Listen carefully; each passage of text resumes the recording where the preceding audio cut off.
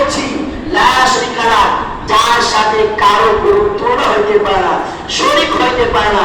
আল্লাহুম্মা মিনকা ওয়া লাক, বিসমিল্লাহি আল্লাহু আকবার বলে প্রবাহিত করে দেওয়া। বল সুবহানাল্লাহ। আল্লাহ ঘোষণা দিচ্ছেন, বন্ধু সবাইকে সবাই যেন জানিয়ে দেয় আমরা কোরবানি কোন ব্যক্তির নামে করি না, কারণ নামে কোরবানি চলবে না, দেবদেবী নামে কোরবানি চলবে না, কারো নামে কোরবানি চলবে না, এক আল্লাহর নামে কোরবানি চলবে। আরেকটা মজার কথা, আমরা 7 জনের নামে কোরবানি হবে না 7 জনের পক্ষ থেকে কোরবানি হবে বলেছেন? নিয়ত কেমন থাকবে নি? ইমাম সাহেব যাবে জমে করার জন্য, অনেকে যাবে 7 জনের নামে কোরবানির কথা একটু সহজে বলতেন না। তারপর অন্তর নিয়ত এখন ঠিক করে যান, অন্তরের নিয়ত এখন ঠিক করে যান। আর কয়জন আপনারা শরীক করে দিতে সেটা আল্লাহ জানে কি জানে না? সব জানে। আপনাদের পক্ষ থেকে হুজুর আমরা 5 জন 6 জনের পক্ষ থেকে আল্লাহর সন্তুষ্টির জন্য, আল্লাহর নৈকট্যের জন্য আমি কোরবানি দিচ্ছি। বলে সুবহানাল্লাহ। এটাই কিন্তু সহিহ নিয়ত না। নিয়ত কিন্তু এটাই, অর্থাৎ আমরা পর থেকে অনেকে ভুল করি, হুজুর আমার নামে না। আবার আরেকটা কথা, এখানে তো আমরা 6 জনের নামে আমাদের 6 জনের উদ্দেশ্য, আমাদের 6 জনের উপরে পক্ষ থেকে কোরবানি হচ্ছে। এখন তো মুরদান নাই, অনেকে মা বাবা আছে, মা নাই, বাবা নাই, তার নামে কোরবানি করে। হ্যাঁ, তারা নামও দিতে পারবেন, মুরদানের নামও দিতে পারবেন। হুজুর আমার বাবা নেই, বাবার পক্ষ থেকে, বাবার পক্ষ থেকে, মানে মার নামের মার পক্ষ থেকে। আবার কোরবানির গোশত বলতে কি, কোরবানির গোশতে হাকিকা দেওয়া যায়। একটা সহজ মাসআলা মনে রাখবেন, এই মাসআলার মধ্যে কোনো দ্বিধাদ্বন্দ্ব নাই। কোরবানির যে নিয়ম কারণ, হাকিকার একই নিয়ম কারণ। কথা সহজ না? আগের যুগে কিন্তু এই মাসআলাটা ছিল না, জানতো না। আগের যুগে মনে করতো যে হাকিকার গোশত বাপ মা খাইতে পারবে না, যার নামে হাকিকা সে খাইতে পারবে না, এরকম মনে করতো। কিন্তু না, আকিকা কোরবানি, এই কোরবানিও কি কোরবানি। আকিকার গোশত 3 ভাগ হবে, কোরবানির গোশত 3 ভাগ হবে। 3 ভাগ করা মুস্তাহাব। আর যাদের গোশত বেশি হয় অবশ্যই, আর আমাদের সমাজের সুন্দর নিয়ম, আমাদের সমাজের অনেক সুন্দর নিয়ম, সরাসরি কোরআন আলহামদুলিল্লাহ 99% লোক মানবন্ধন করে থাকেন। এতে করে রস নাই, এটা জেফত দিয়েছেন আল্লাহর প্রতি মুহাম্মদে আনন্দ করার জন্য। আপনি কেমন মুসলিম, একটা গ্রুপ কোরবানি করলেন, আপনি গরিব মিসকিনকে 1 টুকরা গোশত দিলেন না, আপনি আত্মীয় বাড়িতে আপনি গোশত টুকরা দিলেন না, আপনি কেমন মুসলিম? আল্লাহ তো ইচ্ছা করলে পারতেন ইসমাঈল আলাইহিস সালামকে কোরবানি করতে, পারতেন কি পারতেন না? করেন নাই। এর হাকিকত হচ্ছে ইসমাঈল নবীর শির মুবারকের, কপাল মুবারকের মধ্যে নূরে মুহাম্মাদি, মুহাম্মাদুর রাসূলুল্লাহ সাল্লাল্লাহু আলাইহি ওয়াসাল্লাম ছিলেন। সুবহানাল্লাহ।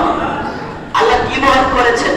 ফালাম্মা আসলামা ওয়া তাল্লাহু জাবিন ওয়া নাদাইনাহু আইয়া ইব্রাহিম قد صدقت الرؤيا إنا كذلك نجزي المحسنين وفديناه بذبح عظيم إن هذا لهو البلاء المبين। পিতা পুত্র কুরবানি করবে, সর্বস্ব তাদের সব নিয়ম পারফেক্ট হয়ে গেল, আর কোনো দ্বিধাদ্বন্দ্ব নাই। কেমন পুত্র আর কেমন বাবা। বাবা সন্তানকে বললেন, ফালাম্মা বালাগা মা'আহু সা'য়া ক্বালা ইয়া বুনাইয়া ইন্নী আরা ফিল মানামি আন্নী আযবাহুকা ফানজুর মাযা তারা। বিশাল রায়া। বাবা সন্তানকে যাচ্ছে আর বলতেছে, বাবা আন্নী আযবাহুকা ফানজুর মাযা তারা, আমি স্বপ্নের যুগে দেখেছি তোমাকে জবে করতেছি, তুমি একটু ভেবে দেখো। ফানজুর মাযা তারা, একটু ভেবে দেখো না তোমার অভিমত কি, কেমন সন্তান। দীপ্ত করতে চিৎকার দিয়ে বলেন, قال يا أبت افعل ما تؤمر ستجدني إن شاء الله من الصابرين। 9 বছর, মতান্তরে 13 অথবা 14 বছর, ইসমাঈল ডাকতে কই সাতাজিদুনি ইনশাআল্লাহ মিনাস সাবিরিন। বাবা আপনি যে কাজটা করতে আদিষ্ট হয়েছেন, নির্দেশ প্রাপ্ত হয়েছেন, আর বিলম্ব করবেন না। ইফআল, আপনি বিলম্ব করবেন না, ইনশাআল্লাহ আপনি আমাকে ধৈর্যশীলদের অন্তর্ভুক্ত পাবেন, আপনি জবে করে দেন। সুবহানাল্লাহ। ফালাম্মা আসলামা ওয়া তাল্লাহু লিল জাবিন, পিতা পুত্র সহিহ নিয়ত করে ফেললেন, মানে পারফেক্ট, আর কোনো বিলম্ব, কোনো কারণ নাই, কোনো বাধা নাই, কোনো বিপত্তি নাই।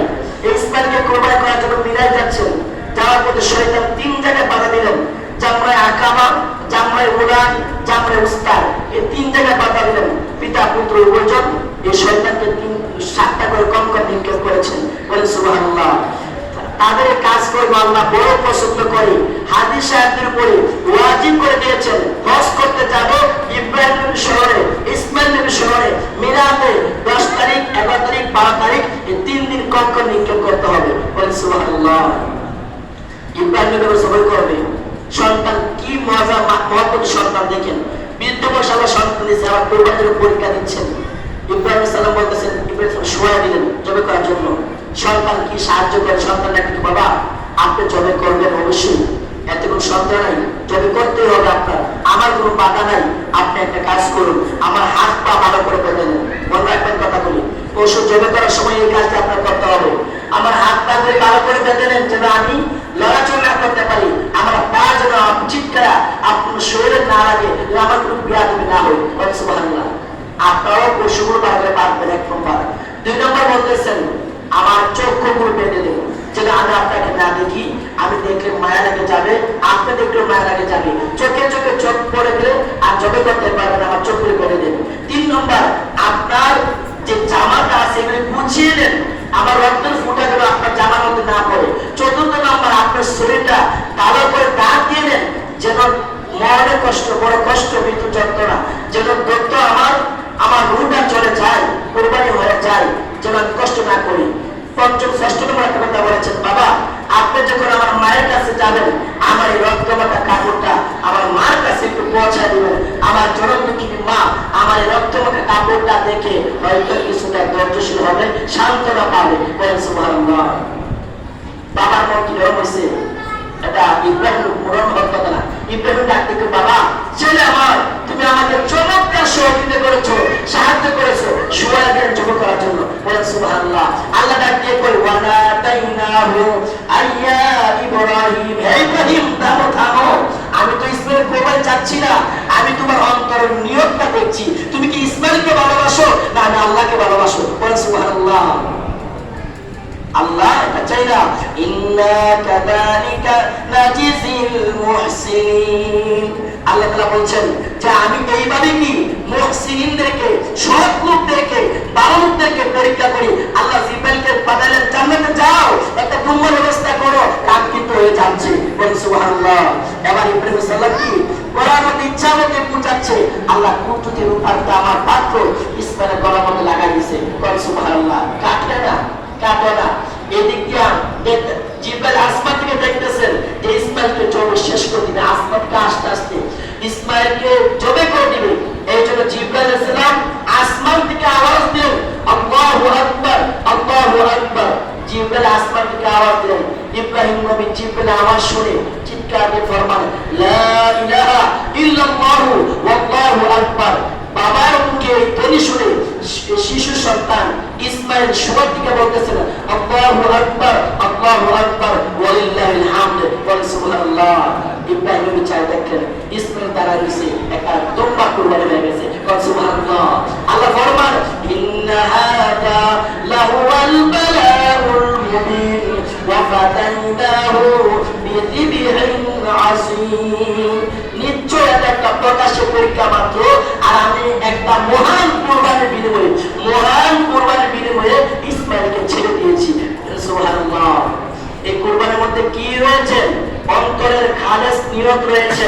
পশু কুরবানি আল্লাহ চান না, পশু কুরবানি আল্লাহ চান না, তোমার আত্মাকে কুরবানি আল্লাহ চান, তোমার রিপুকে আল্লাহ কুরবানি চান, তোমার নিয়তের কুরবানি আল্লাহ চান। আমাদের নিয়ত সহি হতে রাস্তা কিনা বলেন? তাই বাবারা, অনেক মজার মজার মাসলা মাসের কথা ছিল। কুরবানির পশু যিনি জবে করবেন তাকে খাদিয়া দিবেন। যারা গোস্তগুলি করবেন, তৈরি করবেন, তাদেরকে খুশি হয়ে অবশ্যই গোস্ত দিবেন।